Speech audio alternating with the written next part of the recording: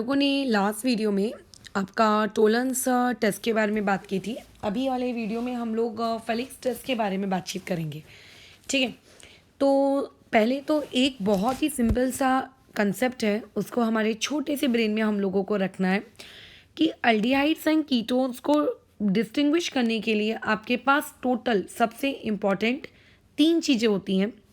एक, जिसे हम लोगों ने लास्ट वीडियो में ऑलरेडी डिस्कस कर लिया है, दैट इज टोलेंस रिएजेंट।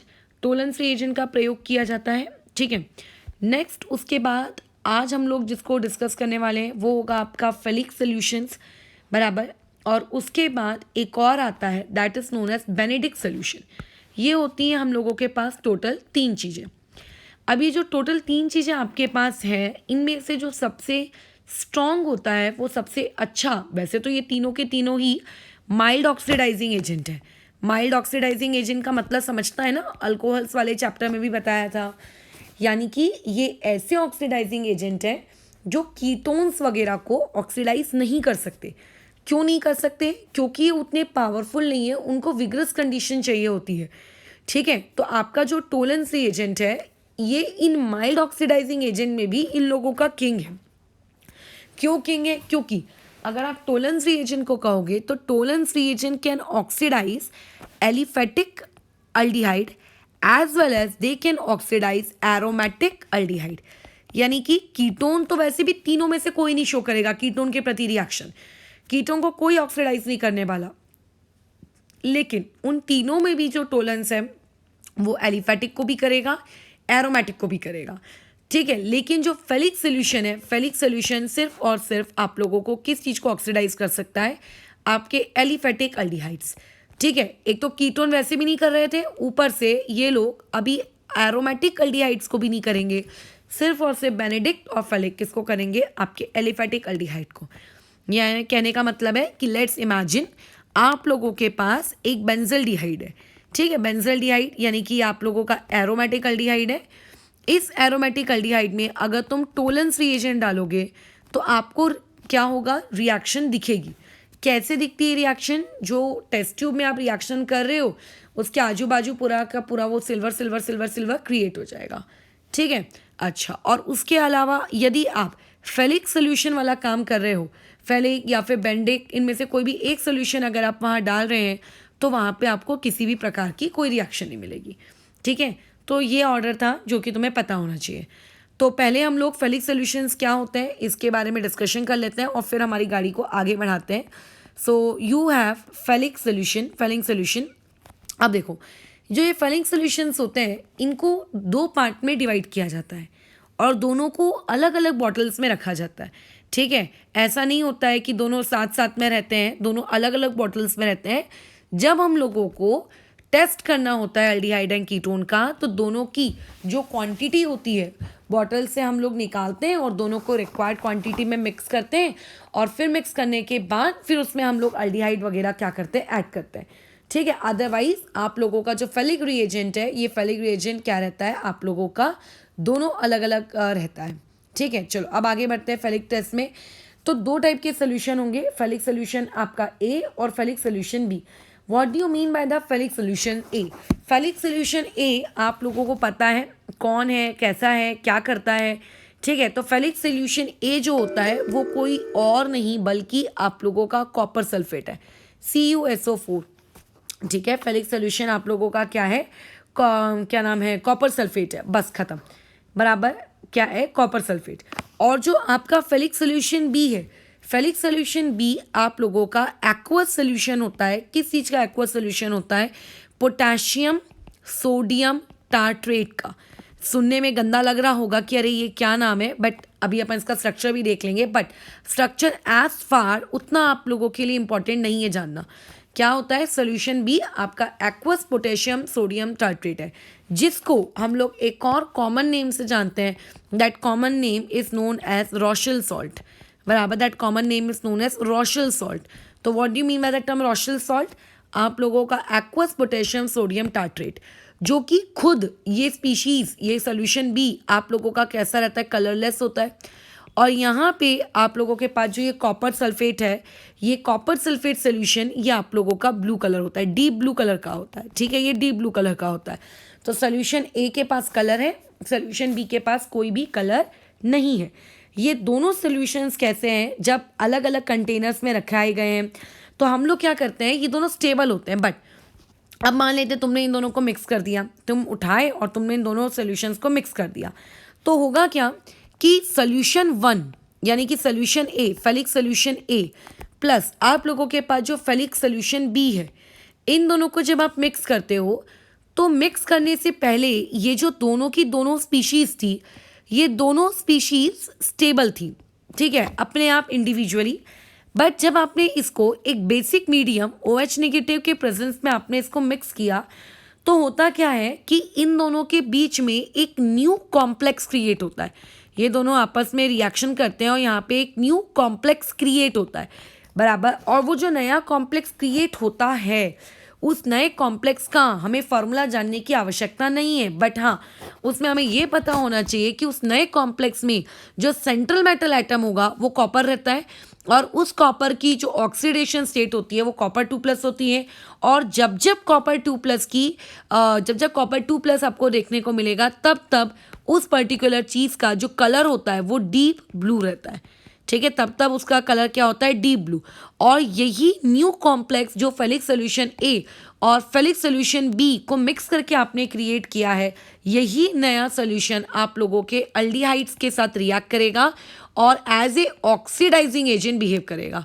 अब जैसे तुमने लास्ट टाइम में टोलेंस एजेंट पढ़ा था, तो टोलेंस एजेंट में ऑक्सीडाइजिंग एजेंट कौन था, ammoniacal solution of silver nitrate, right. तो वो सिल्वर नाइट्रेट एमोनिकल सोल्यूशन पहले से था क्या, हमने बनाया था ना। तो वैसे ही यहाँ पे जो न्यू कॉम्प्लेक्स आप क्रिएट कर रहे हो, ये न्यू कॉम्प्लेक्स जो है ऑक्सीडाइजिंग एजेंट के जैसे बिहेव करता है, ठीक है। किसके जैसे बिहेव करता है, ऑक्सीडाइजिंग एजेंट के जैसे ये बिहेव करता है। अब बेसिकली इस ऑक्सीडाइजिंग एजेंट का हमें रोल क्या है। अब वो ऑक्सीडाइजिंग एजेंट का फॉर्मूला ही इतना लंबा है कि उसकी नीड नहीं है हम लोगों को, बराबर, हम लोगों को उसकी कोई नीड नहीं है। तो हम लोग क्या करेंगे, अब जब भी हम लोग रिएक्शन लिखा करेंगे, उतने बड़े से ऑक्सीडाइजिंग एजेंट के फॉर्मूले को ना लिखते हुए हम लोग क्या करने वाले हैं, आपका क्या लेंगे, अल्डिहाइड लेंगे, और अल्डिहाइड में ऐसा लिख दिया करेंगे कि अल्डिहाइड है ये, लेट्स से आपका, और इसमें मैंने लिख दिया कॉपर 2+। जहाँ पे ये कॉपर 2+ किस बात को दर्शाएगा, वो इस बात को दर्शाएगा कि ये आप लोगों का कॉम्प्लेक्स है, ठीक है, वो एक ऐसा कॉम्प्लेक्स जो कि एक्ट करने वाला है किसके जैसे, एज एन ऑक्सीडाइजिंग एजेंट, ठीक है। फिर उस अल्डिहाइड को और आपके उस कॉम्प्लेक्स को जब हम लोग हीट करते हैं, तो हीट करने के बाद आपका जो अल्डिहाइड है, ठीक है, आपका जो अल्डिहाइड है वो आपके कार्बोऑक्सिलेट आयन में कन्वर्ट होता है, कार्बोऑक्सिलेट आयन में, ठीक है। अच्छा, और साथ ही साथ में जो कॉपर 2+ है वो कन्वर्ट हो जाता है कॉपर +1 में, ठीक है। किस में कन्वर्ट हो जाता है, कॉपर +1 में। अब यहाँ से साफ साफ दिख रहा है कि कॉपर 2+ जब वहाँ गया तो कॉपर +1 में हो गया, यानी कि इस स्पीशीज़ का रिडक्शन हुआ। तो फेलिक सोल्यूशन में आफ्टर रिडक्शन कॉपर की ऑक्सीडेशन स्टेट कितनी होती है, +1। और याद करो जब आप टोलेंस रिएजेंट पढ़ते थे तो आफ्टर रिडक्शन जो सिल्वर होती थी, सिल्वर की ऑक्सीडेशन स्टेट कितनी हो जाती थी, आपकी 0, ठीक है, ऑक्सीडेशन स्टेट कितनी हो जाती थी, 0। तो इस तरीके से ये हमें बताएगा कि आप लोगों के टोलेंस में और फेलिक में एक छोटा सा पॉइंट ऑफ डिफरेंस। कल को इससे भी एक MCQ क्रिएट किया जा सकता है कि जब आप टोलेंस रिएजेंट में जाते हो तो बिफोर रिएक्शन उसकी ऑक्सीडेशन स्टेट कितनी है, आफ्टर रिएक्शन उसकी ऑक्सीडेशन स्टेट कितनी है, और फेलिक में क्या है, ठीक है। अच्छा, अभी जो कॉपर +1 मैं यहाँ पे लिख रही हूँ, ये कॉपर +1 यहाँ किसकी वजह से, यहाँ पे क्या क्रिएट होता है, तो यहाँ पे क्रिएट होता है आप लोगों का Cu2O, बराबर। यहाँ पे क्या क्रिएट होता है, Cu2O। अगर तुम चेक करो तो यहाँ पे कॉपर की वैलेंसी आप लोगों की कितनी निकल के आएगी, 1 निकल के आएगी, इसीलिए मैंने डायरेक्टली Cu+1 लिखा। अदरवाइज यहाँ पे प्रोड्यूस क्या होता है, Cu2O। ये जो Cu2O यहाँ पे प्रोड्यूस हुआ है, this Cu2O is a red PPT, तो इसका मतलब अगर आप लोगों के पास एक एलिफेटिक अल्डिहाइड रहेगा और अगर आप उस एलिफेटिक अल्डिहाइड में कॉपर 2+ यानी कि आपका वो कॉम्प्लेक्स फेलिक सोल्यूशन ए प्लस फेलिक सोल्यूशन बी का मिक्सचर बनाकर आप वाला सोल्यूशन अगर ऐड कर रहे हो, तो ऐड करने के बाद अगर वो एक एलिफेटिक अल्डिहाइड रहा तो आपको अपनी आंखों से रेड कलर की जो है PPT दिखेगी। रेड कलर की पीपीटी हमको आराम से विजिबल होगी। और अगर रेड कलर की पीपीटी दिख रही है इसका मतलब वहाँ पे रिडक्शन हुआ है। अगर इसका रिडक्शन हुआ है तो किसी और का ज़रूर ऑक्सीडेशन हुआ होगा, यानी कि अल्डिहाइड ऑक्सीडाइज होके किस में कन्वर्ट हो गया होगा, कार्बोक्सिलेट आयन में। एंड इससे हमें पता चल जाएगा कि हमारी स्पीशीज़ कौन है, आप लोगों की क्या है, आप लोगों का अल्डिहाइड है। कीटोन्स ये टेस्ट आप लोगों को शो नहीं करते, याद रखना। कीटोन्स ये वाला जो टेस्ट है ये शो नहीं करते, बिल्कुल भी ये कीटोन्स ये वाला टेस्ट क्या नहीं करते हैं, शो नहीं करते। तो ऐसे में आप क्या करोगे, जब भी यहाँ पे कोई कीटोन लोगे, ठीक है, लेट्स इमेजिन आप लोगों के पास कोई कीटोन है और उस कीटोन में आपने कॉपर 2+ डाला जो कि फेलिक सोल्यूशन ए और फेलिक सोल्यूशन बी का मिक्सचर है, और आप उसको बोल रहे हो कि बताओ क्या रिएक्शन होगी, तो वहाँ पे कोई रिएक्शन नहीं होगी और आपको वहाँ पे किसी भी प्रकार की कोई रेड पीपीटी नहीं दिखेगी।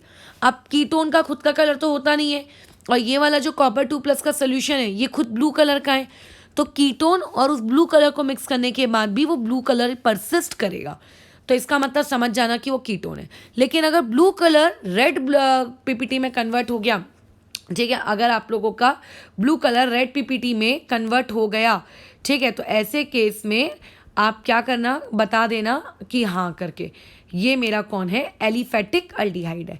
ठीक है, ये मेरा कौन सा है, एलिफेटिक अल्डिहाइड है। तो in this way you can distinguish aliphatic aldehydes and आप लोगों के कीटोन्स फ्रॉम ईच अदर। हाँ, इसका एक ड्रॉबैक ये है कि आप यहाँ पे डिस्टिंग्विश नहीं कर पाओगे कि बेंजल्डिहाइड या फिर कोई दूसरे एरोमेटिक अल्डिहाइड के लिए फेलिक टेस्ट आप यूज़ कर सकते हो कि नहीं कर सकते हो, बराबर है, आप इसके लिए वहाँ पे नहीं कर पाओगे। एंड इवन जब हम लोग आगे एक चैप्टर पढ़ेंगे बायोमोलिक्यूल्स, ठीक है, तो बायोमोलिक्यूल्स में तुम्हें ये पता चलेगा ज्ञान, ठीक है, कि आप लोगों का जो फेलिक टेस्ट होता है ये मोनोसेक्राइड्स में भी हम लोग यूज़ करता है, या दूसरी रिड्यूसिंग शुगर्स को भी पहचानने के लिए यूज़ करते हैं। वो तब की तब बात है, तब वापस से पढ़ा दिया जाएगा, बट अभी अल्डिहाइड्स एंड कीटोन्स में जितना तुम्हें पता होना चाहिए वो तुमने लिख दिया, ठीक है। अच्छा, अब एक आखिरी का जीके फैक्ट ये है कि जिस तरीके से टोलेंस रिएजेंट फॉर्मिक एसिड के साथ रिएक्ट करता था, अब तो तुम जानते हो फॉर्मिक एसिड क्या होता है, जिस तरीके से वो फॉर्मिक एसिड के साथ टोलेंस रिएजेंट रिएक्ट करता था, उसी प्रकार से अगर आप यहाँ पे फेलिक सोल्यूशन का वो मिक्सचर डालोगे A+B वाला, तो ये भी आप लोगों का पॉजिटिव रिजल्ट देगा। ठीक है, फॉर्मिक एसिड भी क्या करेगा, आप लोगों का फेलिक सोल्यूशन डालो तो भी पॉजिटिव रिजल्ट देगा, टोलेंस रिएजेंट डालो तो भी पॉजिटिव रिजल्ट देगा, और साथ ही साथ में आप यहाँ पे अगर बेनेडिक्ट सोल्यूशन भी डाल देते हो तो भी ये कैसा रिजल्ट देगा, पॉजिटिव रिजल्ट देगा। और पॉजिटिव रिजल्ट देने का मतलब है कि फेलिक या टोलेंस या बेनेडिक्ट में से कोई भी ऑक्सीडाइजिंग एजेंट डालने के बाद फॉर्मिक एसिड का प्रोडक्ट बनने वाला है, वहाँ से प्रोडक्ट बनेगा CO2, ठीक है। अच्छा, अब लेकिन इस पूरे के पूरे फेलिक सोल्यूशन का एक ड्रॉबैक है, मेरे हिसाब से अभी तक तो तुम खुद समझ गए होगे कि इसका ड्रॉबैक क्या है। एडवांटेज ये है कि ये एल्डिहाइड और कीटोन को डिस्टिंग्विश कर देगा, ठीक है, मतलब अगर कहीं आपको रेड कलर की पीपीटी दिख रही है तो आप कम से कम इतना तो बता सकते हो कि अच्छा कि तुम एक अल्डिहाइड हो, बट तुम कभी ये नहीं बता पाओगे कि अगर रेड पीपीटी लेट से नहीं दिखी, ठीक है, लेट से अगर आपको रेड पीपीटी नहीं दिखी, इफ़ ब्लू कलर परसिस्ट, अगर आप लोगों का जो ब्लू कलर है, ठीक है, फेलिक सोल्यूशन A+ फेलिक सोल्यूशन B को मिक्स करने के बाद जो बन रहा है आप लोगों का वो परसिस्ट कर रहा है, तो आप कैसे पता लगाओगे कि वो जो पर्टिकुलर स्पीशीज़ है, जो सोल्यूशन है आपके पास, जिसको आपने मिक्स किया था, कि वो कीटोन है कि वो एरोमेटिक अल्डिहाइड है। क्योंकि कीटोन को अगर तुमने उस ब्लू कलर वाले फेलिक सोल्यूशन के मिक्सचर के साथ डाला तो भी ब्लू कलर वैसे का वैसे ही रहेगा, नो रिएक्शन, और अगर तुमने एरोमेटिक अल्डिहाइड डाली तो भी कोई रिएक्शन नहीं होगी।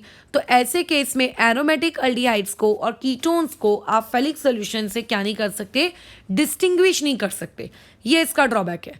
तो अगर आपको ये पता लगाना है कि स्पीशीज़ एलिफेटिक अल्डिहाइड है कि आप लोगों की स्पीशीज़ एरोमेटिक अल्डिहाइड है, तो ऐसे केस में आप लोग टोलेंस यूज़ करोगे क्या, नहीं, टोलेंस भी यूज़ नहीं कर सकते, क्योंकि टोलेंस में आप लोगों के पास साफ साफ आंसर आता है कि वो एलिफेटिक के साथ भी रिएक्ट करेगा और एरोमेटिक के साथ भी करेगा, ठीक है। तो अगर मैं मान लेते कंपाउंड दे दूँ और कंपाउंड को बोल दूँ कि देखो ये आखिर आप लोगों का, जस्ट इमेजिन ये आप लोगों का कंपाउंड है, ये तुम लोगों के पास एक कंपाउंड है, तुम्हें नहीं पता कि ये कंपाउंड क्या है, ये कंपाउंड आप लोगों का एक एरोमेटिक अल्डिहाइड भी हो सकता है, ये कंपाउंड आप लोगों का एक एलिफेटिक अल्डिहाइड भी हो सकता है, ये कंपाउंड एक कीटोन भी हो सकता है। अब तुम मुझे बताओ कि तुम किस ऑर्डर में इस चीज़ को डिस्टिंग्विश करोगे, कैसे आप यहाँ पर पता लगाओगे कि कौन सी चीज़ है कौन सी चीज़ नहीं है। तो देखो, सबसे पहली चीज़ जो आपको यहाँ पे यूज़ करनी चाहिए वो यूज़ करना चाहिए स्किफ्स रिएजेंट। ठीक है, आपको सबसे पहले क्या यूज़ करना चाहिए? स्किफ्स रिएजेंट। तुम्हें शायद से याद आ रहा होगा स्किफ्स रिएजेंट कौन है, बराबर। तो जो आप स्किफ्स रिएजेंट को यूज़ करते हो, तो स्किफ्स रिएजेंट किस पर्पस के लिए यूज़ किया जाता है, क्या करता क्या है वो स्किफ्स रिएजेंट? तो पहली बात तो, अगर मान लेते हैं मेरे पास एक स्किफ्स रिएजेंट है, मैं उस स्किफ्स रिएजेंट को लेके गई और स्किफ्स रिएजेंट को मैंने कीटोन के पास डाल दिया। इमेजिन करो मैंने उस कंपाउंड में डाल दिया, मुझे नहीं पता कि वो कंपाउंड कौन है, मैंने वहाँ पे डाल दिया आप लोगों का स्किफ्स रिएजेंट या स्किफ्स सॉल्यूशन जो भी है मैंने डाल दिया। अच्छा, अब उसके बाद क्या होगा? अब स्किफ्स रिएजेंट की आदत है कि वो क्या करेगा? अल्डिहाइड को ऑक्सीडाइज करेगा। किसको ऑक्सीडाइज करेगा? अल्डिहाइड को। वो भी कीटोन को नहीं करता, ठीक है, वो भी कीटोन को नहीं करता। तो ऐसे में आपको कम से कम इतना तो पता चल जाएगा कि आपके पास अल्डिहाइड है कि आप लोगों के पास कीटोन है, बराबर। यानी कि स्किफ्स रिएजेंट से आप पहले तो एस आर से आप ये डिस्टिंग्विश कर सकते हो कि आपके पास एक पर्टिकुलर स्पीशीज अल्डिहाइड है कि आपके पास कीटोन है। मान लेते अगर कीटोन नहीं है तो अच्छी बात है, अल्डिहाइड होगी। अब अल्डिहाइड में भी दो टाइप हो सकते हैं। अल्डिहाइड में वो एलिफेटिक अल्डिहाइड भी हो सकता है और वो एरोमेटिक अल्डिहाइड भी हो सकता है। तो अब कौन सा टेस्ट यूज़ करोगे? तो अब हम लोग यहाँ पे यूज़ करेंगे आपका फेलिक सोल्यूशन या फिर बेनेडिक्ट सोल्यूशन। टोलेंस क्यों नहीं करेंगे? क्योंकि टोलेंस दोनों के साथ रिएक्ट करता है। अगर मान लेते तुमने फेलिक सोल्यूशन किया तो फेलिक सोल्यूशन से अगर तुम्हें रेड पीपीटी मिल गई, तो अगर रेड पीपीटी मिल रही है तो इसका मतलब क्या है कि आपका जो सोल्यूशन लिया गया था या कंपाउंड जो लिया गया था वो एलिफेटिक था। और अगर आपका जो ब्लू कलर है वो ब्लू कलर अभी भी परसिस्ट कर रहा है, तो आपका वो जो सोल्यूशन है वो सोल्यूशन कौन है? आप लोगों का एरोमेटिक है। ठीक है, तो इसका मतलब डायरेक्टली कभी भी आप फेलिक से एरोमेटिक अल्डिहाइड और कीटोन को नहीं डिस्टिंग्विश कर पाओगे। तो इसीलिए क्या करना? स्किफ्स रिएजेंट का यूज़ करना। और स्किफ्स रिएजेंट ऑलरेडी पढ़ाया जा चुका है, इसीलिए इस वीडियो में उसको मैं रिपीट नहीं कर रही हूँ। ठीक है, अच्छा, अब आ जाते हैं नेक्स्ट वाले पार्ट में, बेनेडिक्ट्स। ये उतना ज़्यादा आप लोगों का इम्पॉर्टेंट नहीं है और जैसे देखा जाए तो ये फेलिक सोल्यूशन से अलग भी नहीं है, कोई उसमें दिक्कत नहीं है। बेनेडिक्ट्स में भी हम लोगों के पास दो टाइप के सोल्यूशंस होते हैं। एक होता है हम लोगों के पास ए और एक होता है हमारे पास बी। जैसे फेलिक में होते थे ना दो टाइप के, फेलिक solution A, Fehling solution B. तो यहाँ पे भी आपके पास दो टाइप के सोल्यूशन रहेंगे, बेनेडिक्ट सोल्यूशन में ए और दूसरा रहेगा आप लोगों के पास बेनेडिक्ट सोल्यूशन बी। अब बेनेडिक्ट सोल्यूशन ए क्या है, बराबर? तो बेनेडिक्ट सोल्यूशन ए कोई और नहीं बल्कि वही है कॉपर सल्फेट। ठीक है, वही है आप लोगों का कॉपर सल्फेट, बराबर। अच्छा, लेकिन अभी यहाँ पे जो आप लोगों का सोल्यूशन बी है, ये सोल्यूशन बी बदल जाता है। जैसे ऊपर वाले केस में हम लोग क्या लेते थे? Aqueous solution of sodium potassium tartrate, मतलब टार्ट्रिक एसिड वहां पे यूज किया गया होगा, तभी तो टार्ट्रेट के आपने सॉल्ट क्रिएट। यहाँ पे हम लोग यूज करते हैं सिट्रेट। सिट्रेट का मतलब we are using what? Citric acid. Citric, बराबर, सिट्रिक एसिड। ठीक है, हम लोग यहाँ पे क्या कर रहे हैं? Citric acid. तो ऐसे में आप इन दोनों सोल्यूशंस को मिक्स करते हो। इनके मिक्स करने से आप लोगों के पास एक न्यू कॉम्प्लेक्स क्रिएट होता है। ये न्यू कॉम्प्लेक्स भी खुद कॉपर 2+ है। देखो दोनों में क्या डिफरेंस है? कोई डिफरेंस नहीं है।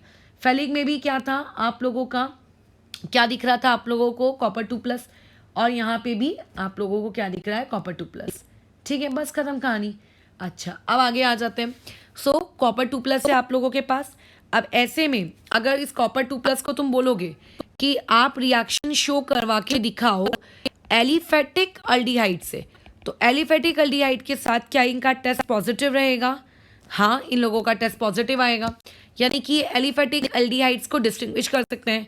बट अगर तुम्हारे पास एक एरोमेटिक अल्डिहाइड है तो एरोमेटिक अल्डिहाइड के साथ इनका टेस्ट पॉजिटिव नहीं आएगा। और उसके बाद अगर मान लेते हैं, लेट्स इमेजिन कि कीटोन है, तो ये लोग भी फेलिक सोल्यूशन के जैसे कीटोन के साथ कोई भी इनका टेस्ट नहीं आएगा, बराबर। इवन एक और सबसे इंटरेस्टिंग जीके फैक्ट है कि जैसे हमारा जो ब्लड सैंपल होता है, ब्लड सैंपल में आप लोगों के कितने परसेंटेज की शुगर है, ठीक है, जो आप लोगों की बॉडी से, अगर मैंने मान लेते हैं एक ब्लड सैंपल कलेक्ट किया और ब्लड सैंपल में अगर मुझे टेस्ट शुगर का टेस्ट करना है कि कितनी शुगर है या फिर कितने अमाउंट में मेरे को पास ग्लूकोज है, तो इस चीज़ को डिटेक्ट करने के लिए जो हम लोग रिएजेंट यूज़ करते हैं वो यही दोनों हैं, ठीक है। जो रिएजेंट हम लोग यूज़ करते हैं वो रिएजेंट यही है आपका। एक आप फेलिक सोल्यूशन भी यूज़ कर सकते हो, आप बेनेडिक्ट सोल्यूशन भी यूज़ कर सकते हो। आगे जब हम लोग बायोमोलिक्यूल्स पढ़ेंगे ना, तो उसमें ये वाली चीज़ मैं वापस से बताऊंगी, क्योंकि वहाँ पे reducing sugars, non reducing sugars, ये सारी चीज़ें आप लोगों के पास आगे देखने को मिलेगी, ठीक है। तो बस यहाँ पे हम लोगों का बेनेडिक्ट सोल्यूशन ये वाला प्राणी ख़त्म होता है। और अगेन इसमें भी वही कहानी है कि अगर आप लोगों के पास कॉपर 2+ रहता है तो उसका खुद का कलर ब्लू कलर का रहता है, और जब अगर वहाँ पे कोई एलिफेटिक अल्डिहाइड रहा तो वो कॉपर प्लस में कन्वर्ट हो जाता है, जो कि एक आप लोगों की रेड कलर की पीपीटी होती है, बराबर। बस ये थी हमारी अभी तक की कहानी। बस आगे जब हम लोग बायोमोलिक्यूल्स पढ़ेंगे तो बायोमोलिक्यूल्स में आप लोगों को ये बता दिया जाएगा, ठीक है, कि वहाँ पर किस तरीके से रिएक्शन वगैरह करानी है।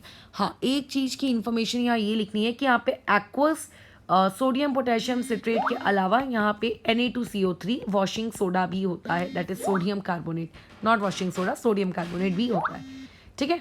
चलो, तो इस चीज़ को हम लोग अभी ओवर करते हैं। तो टोटल हम लोगों के पास जितने भी प्रकार की टेस्ट रिजल्ट से अल्डिहाइड एंड कीटोन्स को लेकर वो हम डिस्कस कर चुके हैं। तो अभी हम लोगों का अल्डिहाइड्स एंड कीटोन्स वाला चैप्टर समाप्त होता है।